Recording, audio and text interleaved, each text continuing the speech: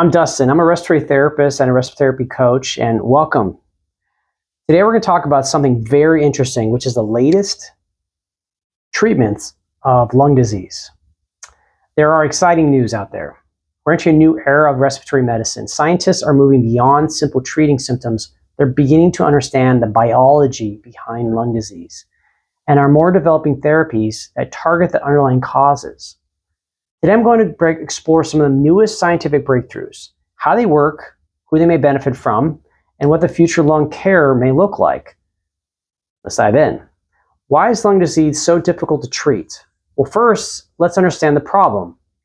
Your lungs contain 300 million tiny air sacs called alveoli, wrapped in an intricate network of blood vessels, and every breath depends on healthy airways, lung tissue, immune cells, blood vessels, respiratory muscles, nervous system. Different diseases damage different parts of this system. For example, asthma causes airway inflammation and muscle tightening. COPD damages airways and alveoli. Pulmonary fibrosis creates scar tissue that stiffens the lungs. Pulmonary hypertension affects the blood vessels of the lungs. Lung cancer involves uncontrolled cell growth. Scientists are now designing treatments that target these specific pathways instead of using a one-size-fits-all approach. Here's one. Asthma. We're now using called depemokimab, the newest medication generating excitement in the depemokimab area because it's able to help people with specific asthma type symptoms. It directly addresses the eosinophil-like attacks you'll find in the white blood cells involved in allergic inflammation. How allergic inflammation works is that we understand when you have an allergic reaction, your eosinophils are released. Well, the depemokimab blocks the interleukin-5 proteins. Interleukin-5s are what causes this inflammatory response in your bronchial airway. It helps your eosinophils survive. With fewer eosinophils, airway inflammation decreases. So what it does is stopping your eosinophils from growing. That's a natural response to inflammation, but too much inflammation causes swelling and difficulty breathing, and eventually can reshape your lungs. So what we're trying to do is help decrease the amount of eosinophils at its source to protect lung function. We need eosinophils, but too much can cause damage. It's exciting because it allows for long-term prevention of lung reshaping. It's an excellent treatment approach to get to the direct source instead of just treating the symptoms. Now we get to COPD, chronic obstructive pulmonary disease. There's a new medication called dupilumab. You notice you see the same medications have a similar ending? MAB is related to respiratory. The brand name is Dupinex. So for many years, we used to treat COPD while focusing on inhalers. Now, we have a biologic therapy. Dupilumab is a biologic treatment. It's treating the IL-4 and IL-13. These are inflammatory proteins. It is approved for certain adults with COPD right now and have some evidence of type 2 inflammation, often identified by elevated blood eosinophils and who continue to have exacerbations despite standard inhaled therapy. The standard therapy will be long-term bronchodilators and long-term anti-bronchial inflammatories. So one example would be formoterol and pulmicort. So what you're noticing is that we're not, instead of just treating the symptoms, like bronchitis, which is inflamed bronchioles, we're treating the actual receptor sites of these proteins. Thanks to the discovery of the DNA, we're also learning how proteins are made and how proteins work. Proteins are much more complicated than DNA, as we're discovering. So as we're able to treat the source, we're hopefully able to stop the inflammatory process to begin with and help patients recover sooner once they stop smoking. Clinical studies have shown that fewer COPD flare-ups improve lung function, better quality of life for appropriate patients. This is excellent for respiratory therapists who deal with COPD exasperation, where we have to provide these people a lot of steroids, a lot of albuterol, which is a bronchodilator, and even giving them positive airway pressure to help stent open the lungs. Now we're going to get into another one, pulmonary fibrosis, inflammation of the lungs. This is a medication called nerandomilast. Nerandomilast, say that 3 times. It's idiopathic pulmonary fibrosis is what we're focusing on. So it's not a direct source. We don't know where it's coming from. That's why it's idiopathic. So this type of lung disease causes scarring in your lungs.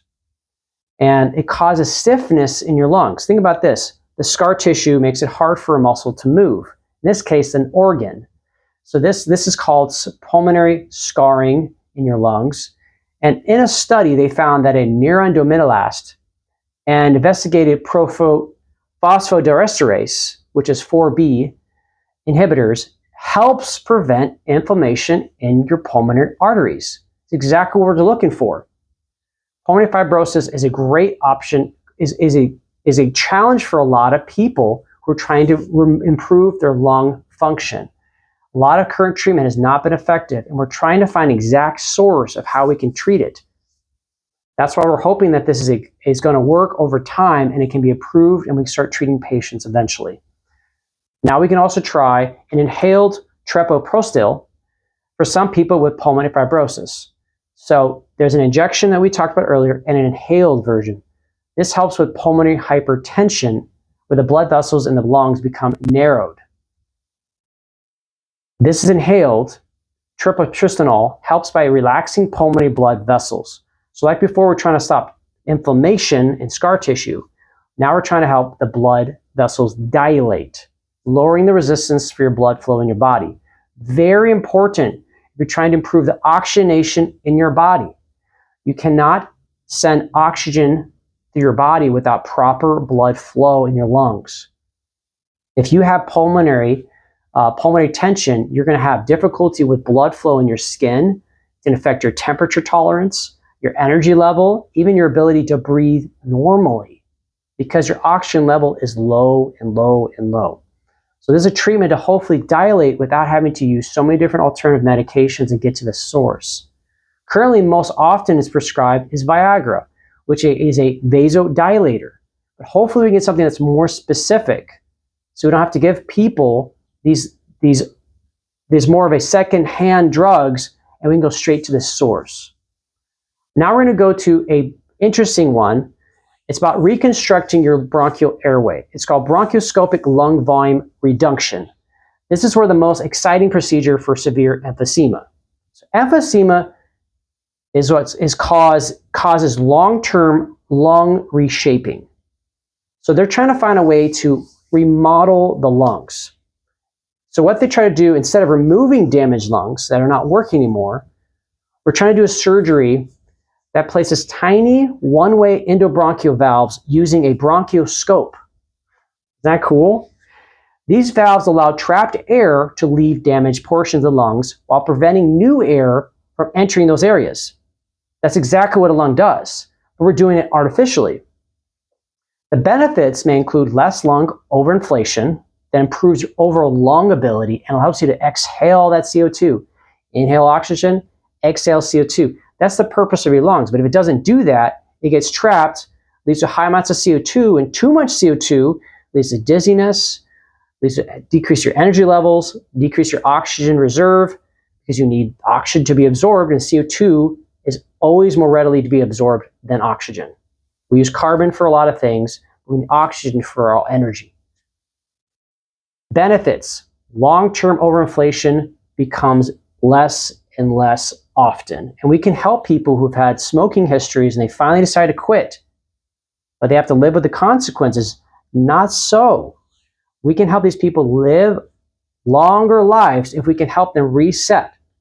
Just because you made one mistake in your life and you're choosing to change, we're finding ways to help people live longer and recover and transform their lives. Maybe not completely back to what it was, but helping them have a better life now and continue to live, love, and connect. Here's another one. Targeted lung denervation. What is this? Scientists have discovered that overactive nerves contribute to airway narrowing, kind of like a spasm, muscle spasm that overgoes. They found a way to help bronchospasms, which is the nerve signals in your bronchial tree, overdilating or constricting, which is not good if you want to breathe. They found a way to denervate it, basically. So a newer investigational procedure called targeted lung denervation uses controlled radio frequencies energy delivered through a bronchoscope. So we're trying to send these radio frequencies to stop stimulating of this nerve. If you've had nerve damage, that can happen to some people. I'm hoping this will work also with people with overactive diaphragms. We can kind of soften that spasms, because this can happen to certain people. The goal is to reduce excessive nerve signals that contribute to airway constrictions and mucus production. Because you keep restricting, you're stimulating your goblet cells to produce more mucus, and more mucus leads to obstruction in your airway, which then leads to decreased airflow and then decreased oxygen, and then also you can't give the oxygen you need and affects your heart. So we're trying to prevent the cascading effects by getting at the source. Science is about getting to, first of all, finding the source of the problem and make sure we can treat it repeatedly and testing it over time. Science is theory-based. We try to prove it, and then we keep testing it. It's not about finding one solution that fixes everybody. It's not about finding one thing that always works all the time. It's by continually testing and changing and evolving and learning from things. Next one we have is antibody-drug conjugates. What is those? So it's a new type of treatment in cancer treatment. So we're using antibody-drug conjugates to help guide. It's like a help guide cancer treatment. So you're having these antibodies that are able to link to specific cancer cells. And we're using the antibodies to help us find the cancer and provide chemotherapy directly. Isn't that cool? Antibodies are in our body. We produce those. But how can we use antibodies to our advantage to find direct cancer cells, specifically in our lungs? So your healthy tissue receives much less exposure than with traditional chemotherapy. Research now is using this type of therapy to get directly to the lungs. Lung cancer is one of the number one killers. Number one killers. If you got lung cancer, it's very hard to treat. Very hard to treat the lung tissue. Now they're trying to find a way to get directly to the cancer by using antibody tissue therapy. Another one is called gene and cell therapies. Researchers are investigating ways to repair damaged lung tissue using stem cells. These are our own stem cells. Now, I'm for stem cells as long as you don't get them from embryos. There's still research out there saying that fetal embryos are better than adult embryos. That's still a debate. But I am against killing for the sake of science. Okay, we've moved on from that. I'm for getting stem cells from adult volunteers is what we are here for. So it also includes gene editing, which is what we're getting really good at. I'm hoping that will help us make specific genes to help heal ourselves. Regenerative medicine, that sounds really cutting edge. Although these approaches remain largely experimental, and we're hoping that AI can help us speed up our experimentation processes in our tests and our trials, and hoping that we can get more opportunities, less red tape, less biased science, and more actual repeatable science. There's great hopes for our lung health. We are born to breathe. We're born to breathe. We're going to breathe into our last breath, so we might as well make it worth it. Now, I'm going to go now into AI. AI is not scary. It's a tool. It's helping us understand what we've already done. It's not recreating systems. It's helping us understand the systems we already created in a digestible form. One thing that's really helpful in the healthcare field is allowing us to be able to screen out things quicker, more efficiently. For example, x-rays, CT scans. we're able to analyze way more data and see things way more sooner than if we did by the naked eye. It's amazing discovery, helping us be able to discover new things. Now your x-rays, if they screen through AI, are able to be interpreted more accurately and more specific and see things before it can get worse. Another thing we're doing now is CPAP machines like ResMed and other companies are using AI to help doctors interpret and see things before you see the doctor. So what they have now is all of our machines can be communicated directly to an access system where it can see how well you're breathing. Now, it's going to use AI technology to help the doctors see things and help them connect things before you even see the doctor. So the doctor's like, I saw this stuff, I made some interpretations, I got some, and then they made a decision for you, and they can make adjustments on the fly. You don't have to wait 3 months. You don't have to wait a year. Doctors can make changes immediately, which is really helpful if people want long-term changes. Later on, we're discovering more drugs, hopefully more DNA-specific drugs. That's why we're using AI to our advantage. We're using all the research in the past to help us make it smooth and easy to understand today. What does our future look like? Researchers and exploring therapies are growing. We're going to do more stuff like inhaled gene therapies. We're going to use more personalized vaccines for lung cancer. Personalized. We're going to use regenerative stem cell therapies. We're going to even inhale RNA-based treatments. We're going to use microbe-targeted therapies, precision biologics tailored to individual immune pathways, wearable sensors that continually monitor lung health. Wow. AI-guided treatment recommendations, blood tests that may detect lung disease earlier.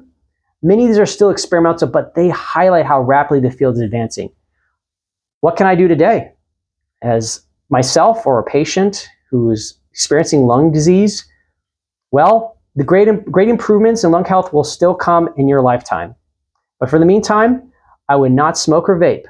I would stay physically active, maintain a healthy weight, eat plenty of colorful fruits and vegetables, get enough protein, sleep 7 to 9 hours each night.